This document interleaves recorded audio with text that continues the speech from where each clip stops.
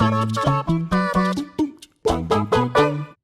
all of you beautiful people, Jules here for WhatCulture.com, and you know what, as a new light shines from over the horizon calling us to march in step towards progress of a new console generation with sweet, heady promises of powerhouse graphics, liquid smooth frame rates and everything else, it is certainly a time to look forward with excitement and anticipation to the next lineup of stone cold classics. However, much like in life, the path towards such gleaming futures is often built on the hard work and backs of others who gave their all to redefine what games were and what they could be. While a lot of these titles will be propped up in the annals of time forevermore, so many more slipped through the cracks and faded into obscurity without getting much love, despite being brilliant in their own right. With this in mind, I'm Jules, this is WhatCulture.com, and these are the 10 most underrated video games of the generation. Number 10, Valkyria Chronicles 4, or the original remastered. We begin this list with a trip back to that well-worn ground of World War II. Now, before you bemoan how so many other video games have used one of humanity's greatest downfalls as a means of delivering morbid entertainment, Valkyria Chronicles is very, very different. For a start, it's not explicitly set in our reality in more of a legally distinct timeline where the forces of Europa team up to fight off an encroaching evil. And for seconds, it's an anime. Yep, World War II from the perspective of an anime, complete with dolt-headed side characters, busty lasses who kick asses, and of course, an adorable central cast who have an even cuter dog who rescues you if you fall in battle, I know. This is XCOM meets Eternal Sonata, with each movement costing you a chunk of your action gauge and where you get to aim down the sights in order to pick off your enemies. It's surprisingly tough and shockingly quite moving, and if you haven't caught up on the latest and arguably greatest installment in this franchise, you can pick up the remastered original, which is stellar through and through.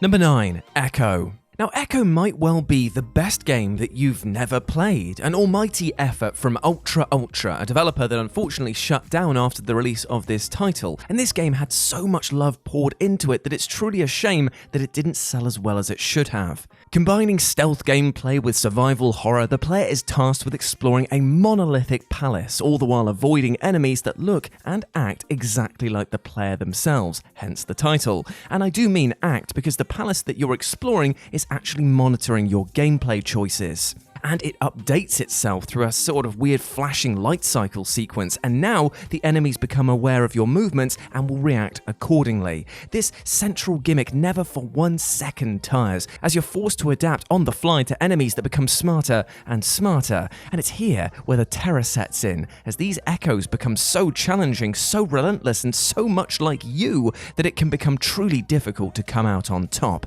A fantastic game that truly deserves your attention. Number 8, Fury. Fury is a title whose graphical style does little to inform you of the absolute ball-breaking punishment that is coming your way. From any stills that you might have seen of this game, you'd assume that butter wouldn't melt in the mouth of this beautiful title. However, the butter doth indeed melt because Fury is a demon engine powered by the heat of hell itself. It's still an utterly spectacular game, with the action taking place over 2 distinct methods. The first is like a hack-and-slash arcade game similar to Devil May Cry, and the other is an almost top-down twin-stick shooter. If that sounds pretty intense, then my friend, you don't even know the half of it, as when this gets to some of the later boss battles, this is ridiculous, giving even the likes of Touhou a run for its money. This is a title that rewards perfect dodge timing, exploiting fractionally small windows of opportunity, and losing yourself to the utterly amazing soundtrack in order to become one with the rhythm. Fury is an all-consuming title that will have you shaking with adrenaline and banging your head at every step. Number 7, Ruiner.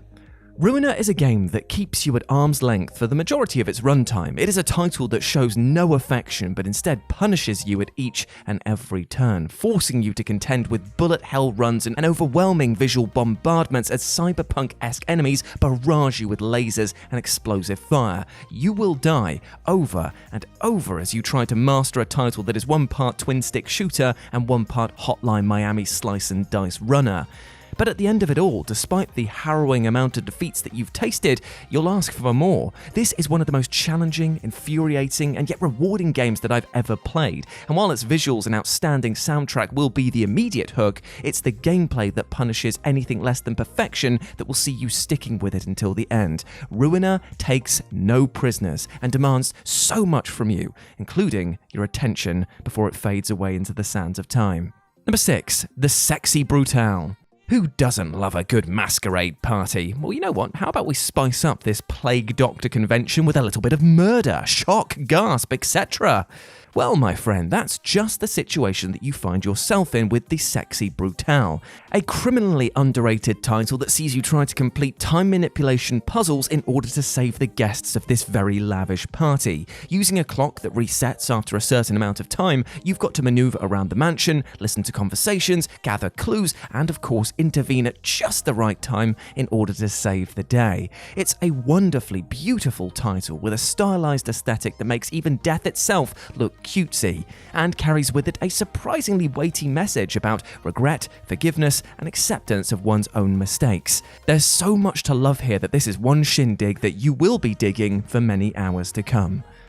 Number 5, The Banner Saga. Honestly, what an utterly beautiful game. The frigid Norse inspiration for this title is so powerful that you might actually get frostbite through sheer contact with the controller. But if you're a fan of turn-based combat, party management, and incredibly tough moral choices, then you'll be warming to the Banner Saga in short order. Taking place in a world in which summer has decided to take the week off, it seems, you control a travelling caravan of survivors who are not only looking for some shelter against a never-ending winter, but also a seemingly infinite and unstoppable army of soldiers known as the Dredge. As you progress through the biting chill, you'll experience moments in which you must decide the fate of your people, all the while trying to rescue others and then delve into battle against evil and other desperate humans in a bid for survival. And the combat system is absolutely delicious, offering up a chance to weaken enemies' armor before diving in for the kill, meaning that you'll need to balance your team out with long-range chip damage dealers, magical assistants, and of course, heavy-hitting brutes. This series went on to spawn 2 sequels, but still isn't shown enough love by the mainstream, so do yourself a favor and experience a true slice of emotional rot. Plus that art style, yes please. Number 4, Journey to the Savage Planet. With the fairly recent Cinderella story that was No Man's Sky, which you can definitely read as a grim tale of their own making, it was actually hard to get a look into this genre, with this one title basically drawing everyone's attention over the years. Therefore, a ton of spacefaring titles seem to have slipped between realities, including the charming, silly, downright stupid in some places game known as Journey to the Savage Planet.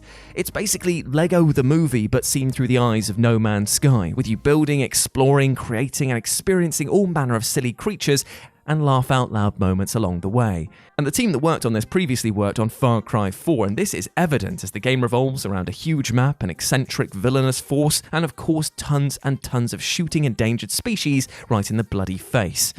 Now, to be fair, some of the comedy is a bit Borderlands 3, but the majority of it is Borderlands 2, aka a laugh riot. And the cutesy aesthetics will draw you into each new area, which are simply teeming with secrets. Number 3, Sunset Overdrive. What's this? An Xbox One exclusive launch title on a list of criminally underrated games? How can this be? Well, just ask the public, and indeed Microsoft themselves, who seem to have forgotten this game exists, as nobody is talking about how utterly insane it was. Coming out in a literal explosion of colour and a lot of gore, Sunset Overdrive went into one of its own, as it showcases over-the-top action and jet-set radio-styled grinding, all wrapped up in a heavy dose of self-aware comedy. It's a title that presents itself as a dumb game, but there's so much going on that you have to be smart with your shooting and placement to get the most out of it. The graphics are stupendously well realised, as is the soundtrack, and while the grinding probably could have been punched up a notch in terms of speed, this is one thrill ride that deserves a revisit. With no whiff of a sequel, this could be all that we see of this neon-soaked splatterfest, so enjoy it while you can. Number 2, Frostpunk. So now we've covered the luminous assault on the senses that was Sunset Overdrive, why don't we dial things back with a bit of, a heavy dose of frostbitten bleakness. Such is the offering that Frostpunk presents, a video game from the same brilliant minds that brought us This War of Mine, which posits the player in a world on the brink of death, cast into a never-ending winter, and it's up to you to make the best of things. What this results in is one part city builder and one part moral deep dive. as you have to try to juggle keeping your populace warm and safe while at the same time trying your best to make sure that no one group gets left out in the cold. It's an arduous slog of a title, but I mean that in a good way. It's a game that makes you work for every single little thing, and you end up appreciating it all the more as a result. The hard environment and sapping atmosphere always makes you feel like life is on a knife edge, but this knife is a gleaming blade and razor sharp in its delivery. And number 1, Phoenix Point. I know this might seem a little strange at first, seeing as Phoenix Point technically isn't even out for Xbox One and PS4 at the time of recording this, but therein lies my point. With the game landing on these consoles while the new generation is taking off to the skies, it's sure to be overlooked by many, and that is a massive shame because, in short, this game is brilliant. If you're a fan of tense, tactical, squad-based strategy games in the vein of XCOM, then this title is for you. As this is basically that franchise, but now you're fighting creatures from the deep sea instead of deep space. Now, if this sounds like a bit of a weak sauce comparison, it's not intended as such, seeing as the developer of this game, Julian Gollop, actually made the original XCOM, and therefore that comparison is actually mighty praise from me. The original game was devious, terribly punishing, and yet some of the most rewarding gameplay that I've ever experienced. With utterly delicious and quite horrifying visuals, Phoenix Point is a heart attack on a plate. As you'll agonize over each and every move that your squad makes, you'll be ordering surgical strikes on enemies' limbs to slow their advance, luring them into traps, and basically doing everything possible in order to just survive. It is a punch to the face that you will thank Mr. Gollop and his team for with gusto. And there we go, my friends. Those were the 10 most underrated video games of the generation. I hope that you enjoyed that, and please let me know what you thought about it down in the comments section below.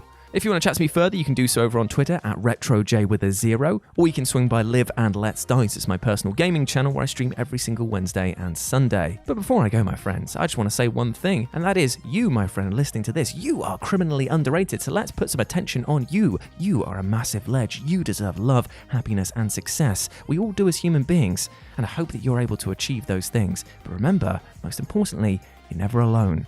Friends, family, professionals in the support industry, these people care about you and want you to do well, okay? As always, I've been Jules, you have been awesome. Never forget that, and I'll speak to you soon. Bye.